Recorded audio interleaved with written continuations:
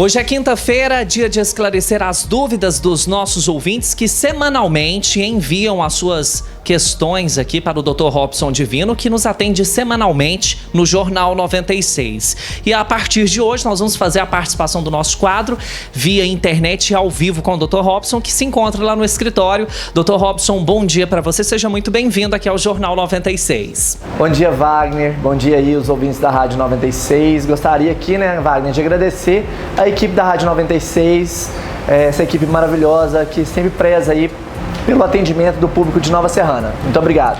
Dr. Robson, a primeira pergunta que chega é de um ouvinte que nos perguntou a respeito sobre a revisão do FGTS para quem trabalhou entre os anos de 1999 até 2013. Como vai funcionar e como o trabalhador pode fazer para ter essa revisão? Muitas pessoas perguntando sobre essa revisão, é um recurso, O processo, as pessoas iniciaram esse processo já há algum tempo. Não é minha área específica, tá? Só para esclarecer, a gente vai aqui dar uma informação bastante objetiva aí para as pessoas. O que acontece? Vai ser julgado um recurso, esse recurso vai ser julgado no dia 13 de maio e aí eles vão analisar se essa correção pretendida nessas ações que iniciaram já há alguns anos atrás, ela é devida ou não. Se for devida, será pago às pessoas que iniciaram o processo.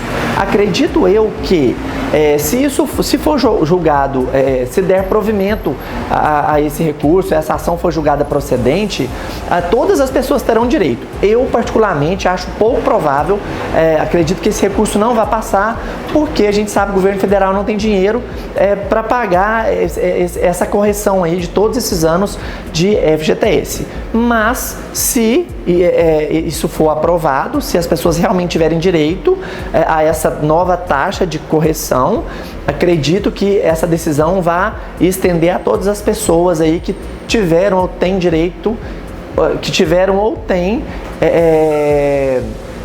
que tinha dinheiro nessa época na conta vinculada do FGTS.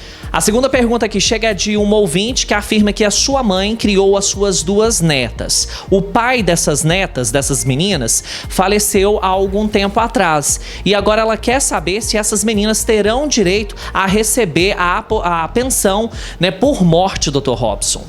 Sim, Wagner, bastante interessante. As pessoas procuram muito escritório para saber sobre aposentadoria, sobre benefícios, e eu sempre falo, o primeiro ponto que deve ser observado aí é se a pessoa ela está filiada, se ela é segurada perante o INSS. O que é isso? A pessoa precisa estar pagando, contribuinte individual ou MEI, enfim, a pessoa tem que estar contribuindo para o INSS ou então com carteira assinada, ok?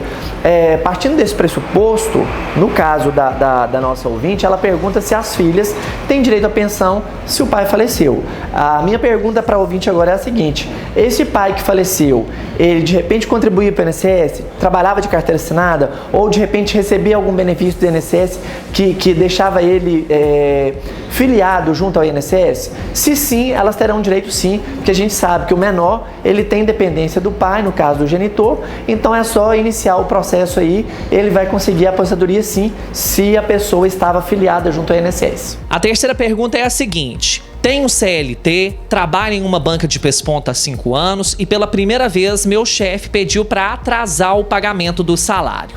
Ele falou que não é correto, mas que aceitou devido às condições que estamos passando nesse momento.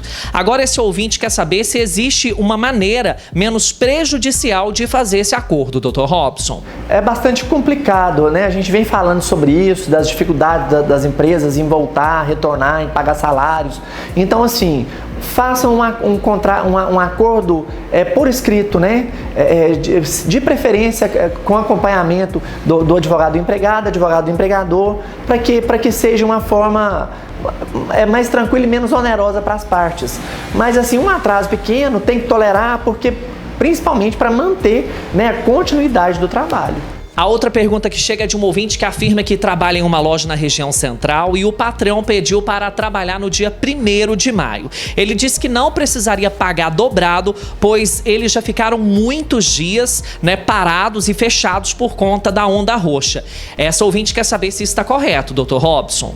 Wagner, está correto. Hoje nós temos leis aí amparando essa questão aí do banco de horas, né? Você fica em casa um tempo e depois vai pagar o trabalho em outro momento, né? De necessidade da empresa. E o que acabou acontecendo aí, as lojas estavam fechadas, as empresas fechadas, e logo depois, quando retornou, voltou. Apesar de que na convenção coletiva fala que o dia do trabalhador ele tem que ser respeitado, mas nesse momento de pandemia houve aí flexibilização, né? Então a gente precisa entender isso aí, e eu não entendo que, né, não está errado o posicionamento, a atitude aí do empresário, do empregador em retornar aos trabalhos e chamar o pessoal de volta nessa data. A nossa última pergunta é a seguinte: o ouvinte afirma que tem 16 anos e pretende começar a trabalhar.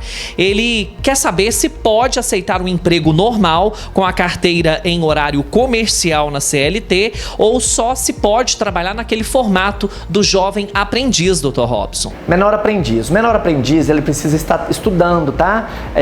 Para ele ser contratado como menor aprendiz, é um trabalho técnico, né? Ele vai trabalhar durante aquele determinado período para aprender a profissão para a qual ele está estudando, né? Então a gente precisa primeiramente saber se essa pessoa está estudando. Não é só porque eu tenho 16 anos ou menos que eu posso ser contratado como menor aprendiz, né? Hoje tem uma lei específica para menores aprendizes. Então assim, se você tem 16 anos e não está estudando, né? E esse trabalho não vai ser para aperfeiçoamento, para técnica, você não precisa ser contratado como menor aprendiz, ok? Agora, se é para técnica, sim, precisa sim, com certeza, a contratação como menor aprendiz, ok? Robson, mais uma vez eu agradeço a sua participação conosco aqui no Jornal 96, e lembrando que na semana que vem nós estamos de volta, não é isso? Obrigado, Wagner.